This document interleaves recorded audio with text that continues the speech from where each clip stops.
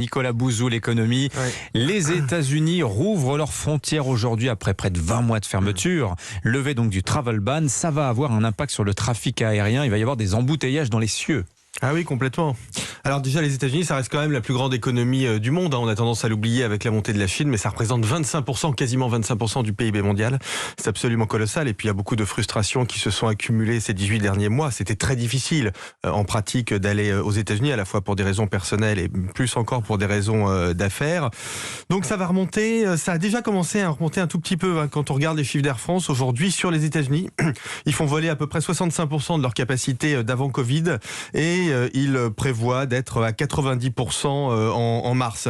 Ceci dit, ce qu'il faut quand même bien voir, c'est qu'en dépit de cette ouverture, le trafic aérien reste bas et il va rester relativement bas encore quelques mois, voire quelques années. En France, par exemple, on est à la moitié du trafic de la période pré-Covid et au niveau mondial, on est encore nettement en dessous du niveau normal du trafic aérien. Nicolas, est-ce qu'il faut se féliciter malgré tout de cette réduction massive du trafic aérien ces 20 derniers mois? C'est bon pour l'environnement. Ah oui, alors moins d'avions dans le ciel, c'est forcément bon pour l'environnement, mais enfin je voudrais quand même relativiser un tout petit peu cette idée. Déjà, quand on regarde les émissions de CO2 du transport aérien, ça représente à peu près 2,5% des émissions au niveau mondial. Alors il faut être rigoureux, les avions n'émettent pas que du CO2, ils émettent d'autres gaz à effet de serre. Si on prend tout en compte, on approche les 5%. Donc 5%, c'est quelque chose qui existe, c'est significatif, mais enfin comprenez bien que c'est pas la baisse du transport aérien sous l'effet de la crise qui permet de décarboner de façon significative notre atmosphère. Et puis, ce que je voudrais dire aussi, Dimitri, c'est que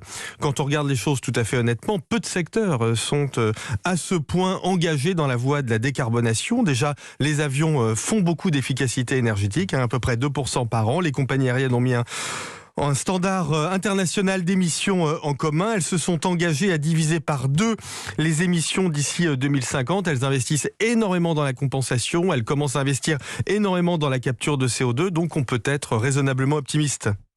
Ouais, c'est vrai qu'ils ont pas de peau. On parle de la honte de voler, on parle pas de la honte de s'habiller, alors que le vêtement, c'est le double. Vous avez tout à fait raison. Bon, l'avion vert, parlons-en, Nicolas Bouzou, l'avion vert. Est-ce que c'est une lubie? Non, c'est pas une lubie. Alors c'est très long, c'est très difficile, vous l'imaginez, mais enfin on y va grâce à la puissance financière des constructeurs qui investissent des dizaines de milliards en recherche et développement. Et ce qui est intéressant, c'est qu'on commence à voir ce qui pourrait se dessiner, c'est-à-dire des petits avions qui seraient électriques, des moyens courriers qui voleraient avec de l'hydrogène, et puis des longs courriers qui voleraient avec des carburants renouvelables. Mais pour terminer, Dimitri, je voudrais faire une remarque un petit peu plus générale. C'est qu'en effet, vous l'avez dit, il y a une sorte d'aviation bashing, mais il me semble qu'il n'y a rien de plus humain que l'aviation.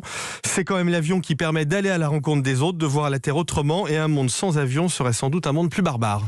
Je vous donne un dernier petit chiffre pour Air France. Les États-Unis, c'est crucial, c'est 20% du chiffre d'affaires. Absolument. Voilà, ça veut dire à quel point c'est important pour eux. Merci Nicolas Bouzou.